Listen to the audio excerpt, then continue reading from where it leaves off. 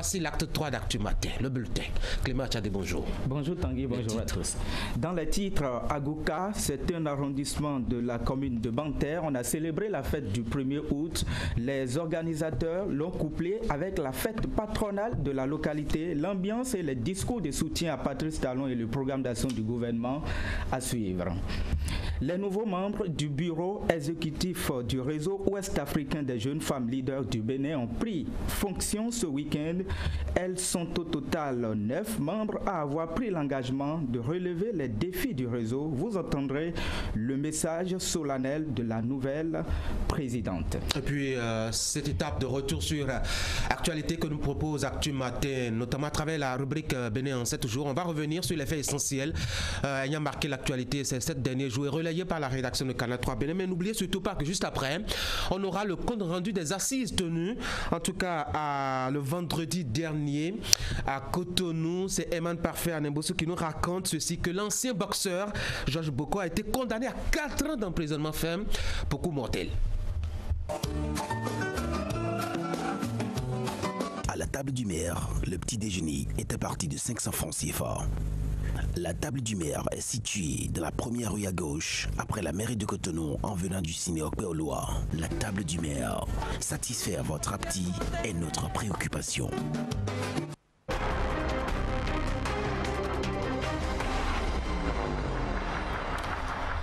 Clément Tchadé, on va parler de la fête de l'indépendance pour ouvrir votre bulletin. Oui, dans l'arrondissement de Gouka, nous sommes là dans la commune de Banter. On a célébré cette fête qui a été donc couplée avec la fête patronale de la localité. Les organisateurs de l'événement ont saisi l'occasion pour parler du développement de leur région. Ils ont également mis un accent particulier sur les grands chantiers contenus dans le programme d'action du gouvernement. Imet Hélène Amoussou. Retrouvailles des filles et fils, notamment les jeunes des arrondissements de Gouka et d'Atokolibé dans la commune de Banter. En plus des festivités des 58 ans d'indépendance du Bénin, les organisateurs ont initié cette rencontre pour célébrer la fête patronale de Gouka. Parrainée par Fernand Baguidi, les manifestations ont été l'occasion d'inviter l'assistance à la culture de la fraternité et à vivre dans l'unité. Pour la population de Gouka, d'Atokolibé et les villages environnants communiquent d'une seule voix dans une ambiance festive. Donc les populations, bien les leaders, les cadres de la région s'organisent pour parler d'une question de développement. Voilà les raisons principales qui nous motivent pour l'organisation de cette fête. À travers ce rassemblement, les jeunes initiateurs de cette rencontre ont démontré leur capacité à se mobiliser. Ils disent attendre de leurs aînés, cadres de Gouka et d'Atokolibé, le soutien et l'accompagnement nécessaires en vue de proposer des solutions aux problèmes auxquels ils sont confrontés.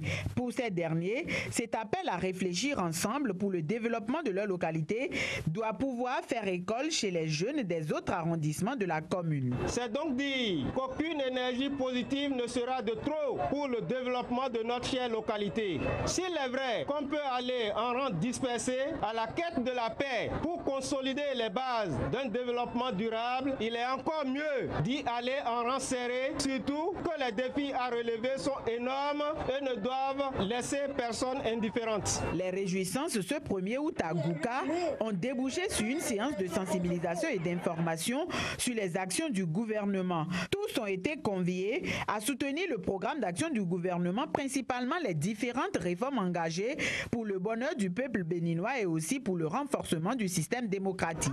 Nous soutenons le pouvoir pour bénéficier des fruits du gouvernement pour le développement de notre région, sinon le département des collines. Il paraît que Gouka est dans une soi-disant ligne rouge. Je suis venu là vous dire que c'est faux. J'ai entendu que vous avez dit que vous souhaitez que pour les actions de développement, qu'il manque un certain nombre de choses dans l'arrondissement et que vous demandez humblement au chef de l'État de venir à votre secours. C'est ça? Donc, vous êtes de commun accord avec le président Patrice Talon. Je voulais alors qu'on s'organise pour soutenir en un comme Gouka a l'habitude de faire les actions du chef de l'État. Jeunes, hommes et femmes de Gouka, Atokolibé en particulier et Banter en général, espèrent avoir le retour de leur engagement. Ceci à travers des réponses adéquates pouvant contribuer au développement de leur localité. On revient à Cotonou, mais nous marquons un arrêt dans le département du Zou avec la deuxième assemblée générale élective du réseau des femmes élues conseillères en abrégé REFEC qui s'est tenue ce week-end. Les assises ont eu lieu à Boïkon et se sont soldées par le renouvellement du bureau. L'Association nationale des communes du Bénin accompagne cette initiative. On retrouve Hélène Imetamousson. Les assises sont organisées 8 ans après celles qui ont consacré la mise sur pied du réseau. Elles marquent un nouveau départ dans la vie de ce creuset qui regroupe essentiellement les femmes élues conseillères au Bénin.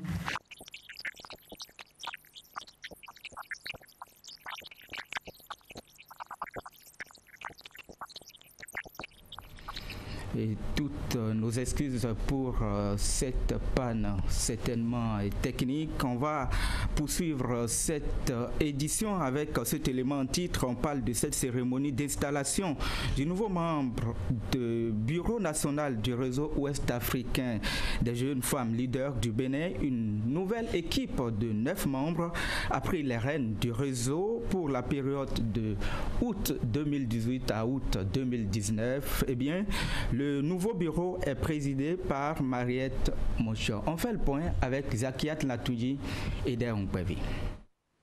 Un nouveau bureau dirigeant pour le réseau ouest-africain des jeunes femmes leaders du Bénin, ROAGEF. Et c'est à Marielle Deboué, présidente sortante, que revient la charge d'installer la nouvelle équipe. Le réseau est né à Dakar en 2009 et a pour mission de développer pleinement le potentiel de citoyenneté des jeunes femmes en vue de favoriser leur participation au processus de décision et au développement de la sous-région. Ça fait au moins 6 ans que nous avons sacrifié à la tête de ce réseau. Le 14 juin 2012, nous avons pris les rênes du ROAGEF Bénin. ROAGEF Bénin est né avec à peine 5 personnes, pour ne pas dire 9 personnes. Il fallait faire en sorte que le réseau puisse vivre. Aujourd'hui, nous sommes à une 50aine de membres. Ça veut dire qu'on peut partir de rien.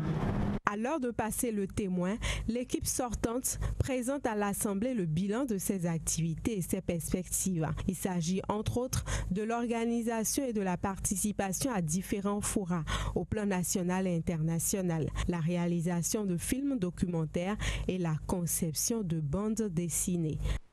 Nous devons rendre, comme je l'ai dit, les antennes départementales vraiment dynamiques. Alors, toutes celles qui seront élues responsables départementaux devront quand même vraiment représenter le ROAGEF dans ces départements-là. Il est important que nous menons réellement des activités un peu partout, que cela ne soit pas seulement concentré à Cotonou. Il faut qu'on aille réellement avec tout ce que nous avons comme compétences. Le nouveau bureau exécutif est composé de 9 membres, de jeunes femmes leaders qui ambitionnent faire de leur organisation un outil de mise en œuvre de la stratégie de réduction de la pauvreté au Bénin à travers la promotion de la jeunesse dans tous les programmes et projets à tous les niveaux de réflexion et d'action. Pendant les 3 années à venir, nous allons travailler pour renforcer le leadership de la jeune fille et de la jeune femme. Nous allons travailler à l'autonomisation de la jeune fille et des femmes et nous allons également initier des activités mais contribuer aussi aux initiatives allant dans le sens de la lutte contre les violences faites aux filles et aux femmes. Au cours de la cérémonie, les nouveaux membres de l'organisation se sont engagés à œuvrer pour l'atteinte des objectifs. Le réseau ouest-africain des jeunes femmes leaders dispose également d'une antenne dans 11 pays. L'antenne du Bénin veut être d'ici 2030 un puissant réseau d'envergure nationale œuvrant pour la responsabilisation et l'autonomisation des jeunes filles et jeunes femmes ainsi que pour la promotion du leadership de la jeunesse au féminin. Merci. Zakiat Latouji, on va revenir quelque part par ici dans l'Atlantique et précisément à Godomé et Clément Achadé pour parler de cette caravane. Oui, Tanguy, c'est l'association Réseau ACPA qui l'a organisée à travers l'arrondissement de Godomé, une caravane qui annonce le début d'un tournoi de football à l'intention de la jeunesse de l'arrondissement. La caravane a connu la participation des jeunes en phase avec la vision du réseau. Asiongo Kanyi Asiongo. Cette caravane de l'association Réseau Akpa Reza a parcouru 10 km environ dans l'arrondissement de Godomain.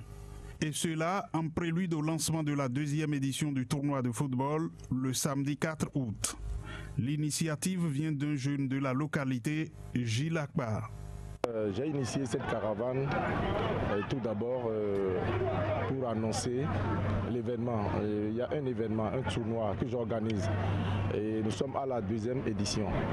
Et c'est Réseau Akpa, l'association Réseau Akpa qui l'organise. Fine pluie par endroits, rayons solaires par moments. Les participants à la caravane ont bravé ces intempéries pour se tenir aux côtés de Gilles Akpa qui nourrit assez d'ambition pour le compte de la jeunesse. J'aime le football, donc je pense quand même sélectionner quelques joueurs que je peux essayer d'accompagner afin qu'ils deviennent plus talentueux. Cette marche a été aussi l'occasion pour Gilles Akpa de révéler d'autres ambitions. Il se fixe pour objectif de soutenir le président de la République, Patrice Talon, dans ses actions quotidiennes. Nous avons profité aussi de cette caravane et remercier quand même l'autorité suprême, c'est-à-dire le chef de l'État, à travers ses actions. Sincèrement, c'est une joie pour nous de faire cette caravane pour démontrer à la face du monde que nous sommes derrière un chef d'État qui travaille. Et nous avons besoin de donner la joie au cœur aux jeunes pendant ces vacances-ci pour l'accompagner dans tout ce qu'il fait. La 2e édition du tournoi Réseau Akpa réunit 16 équipes. Pendant 2 semaines, elles vont rivaliser d'adresse pour dégager un vainqueur. Du social pour terminer, on parle des détenus de la maison d'arrêt de Cotonou qui étaient en fête ce samedi. 3 jours après la célébration officielle du 58e anniversaire de l'accession du Bénin à la souveraineté internationale, le gouvernement, par le biais de l'agence pénitentiaire du Bénin, leur a offert un concert. Des artistes de renom ont occupé la scène pour offrir aux détenus des moments de fête. Vigile à Rodéon. À la maison d'arrêt de Cotonou ce samedi, il n'y a pas eu de place pour un défilé militaire, même si par essence cette maison est gardée par des hommes en uniforme.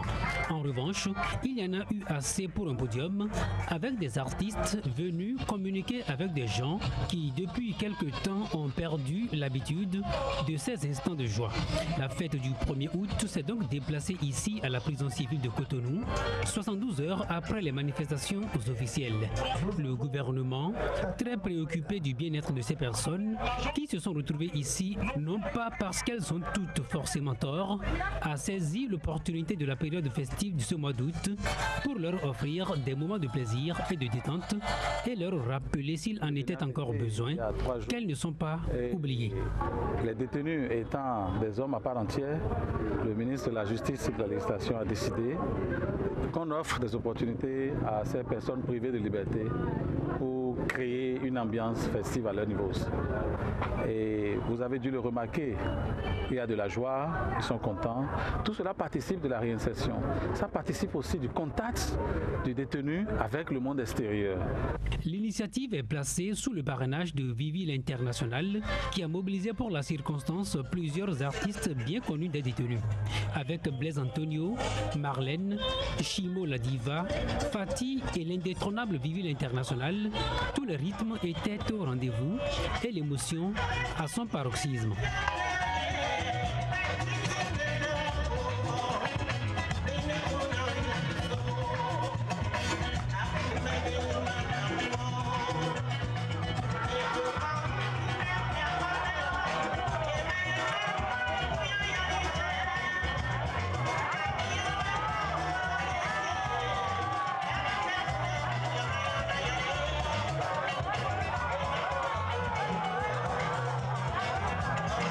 Beaucoup de communication entre les détenus et leurs idoles et beaucoup de prières, notamment de la part de celle qu'ils appellent maman. J'ai demandé à l'Éternel de les délivrer. Parce que des fois ils sont venus là parce que c'est ça. Je veux les voir dehors. Je veux voir mes enfants dehors. Et c'est ça qui me fait. J'ai amené mes enfants aussi derrière, vous les avez vus. Ils se sont dit, Mémé, nous te suivons. Merci mes enfants. Merci. Vous venez voir vos frères derrière les barreaux. C'est pas facile. Ça, je ne le souhaite pas, mais j'ai demandé à l'Éternel de les faire sortir. Et qu'ils viennent à la maison d'été, manger avec moi, fêter avec moi. En attendant le bout du tunnel, cet instant de bonheur est déjà une belle manière de fêter avec eux. Une initiative du gouvernement prévue dans toutes les maisons d'arrêt du Bénin, dont celle de Cotonou n'a été que la première étape. Ce bulletin de l'information a été préparé par l'ensemble de la rédaction. Merci de m'avoir suivi. À demain. Bonne journée Clément Tchadé. Mesdames et messieurs, c'était le bulletin donc de l'information sur Actu Matin. Vous retrouvez un grand format, un format plus élargi de l'information relayée par la rédaction de votre chaîne de télévision préférée à Cotonou. Ce sera déjà à partir de 13h pour l'édition de la mi-journée, à 19h30, justement pour l'édition vespérale.